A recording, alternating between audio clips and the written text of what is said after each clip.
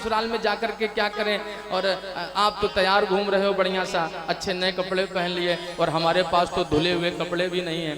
तो उसके मित्र ने कहा भाई कपड़ों में क्या रखा हुआ है, अरे तुम हमारे कपड़े पहन लो, तुम हमारे परम मित्र हो, कि हमारे कपड़े नहीं पहन सकते हो। जबरदस्ती उस मित्र को तैयार किया और अपने कपड़े पहना लिए, और वो उसके कपड़े पहन करके तैयार होकर के ससुराल पहुंच गए। अब ससुराल में बड़ी आवा भगत हुई।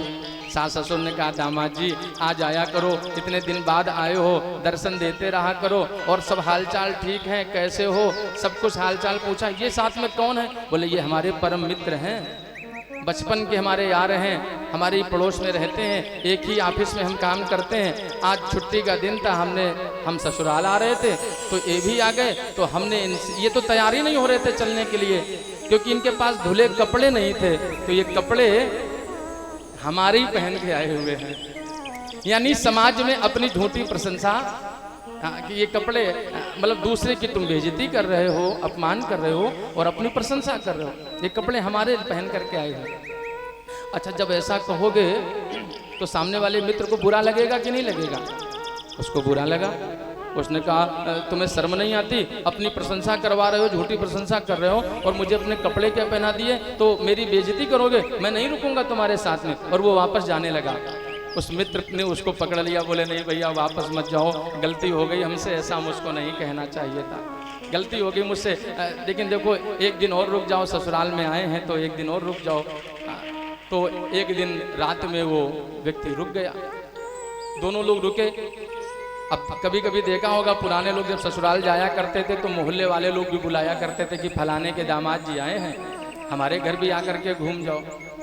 तो एक मोहल्ले वालों के यहाँ से निमंत्रण आया, दामाद जी आए हुए हैं फलाने के, तो हमारे यहाँ भी आ जाएं। तो दामाद जी उनके यहाँ भी भ्रमण करने गए, बैठे, हालचाल मिला, हालचाल लिए, बोले दामाद जी आ जाया करो मोहल्ले में कभी कभी दर्शन। ये साथ में कौन है?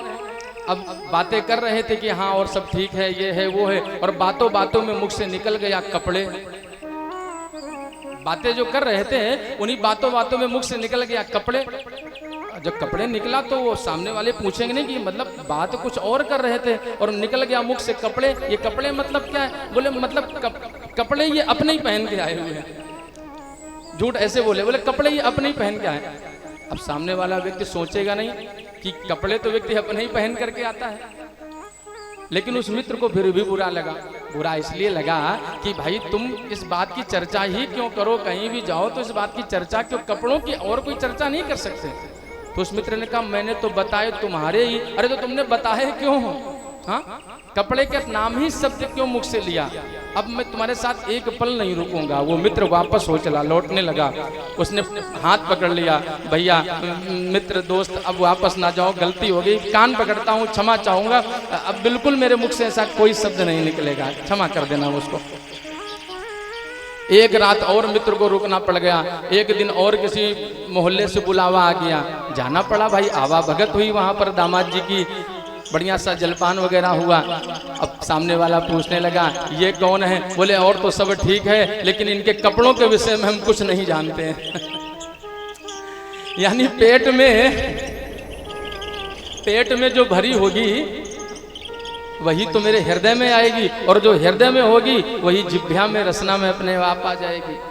खाया जो होगा डकार तो उसी की आएगी, दुर्गंध तो उसी की आएगी जो खाया होगा भैया। तो जब मन में यही भरा हुआ है तो कभी कभी लोग क्या करते हैं कि झूठी प्रशंसा कराते हैं, अपनी झूठी प्रशंसा सोचते हैं हमारी समाज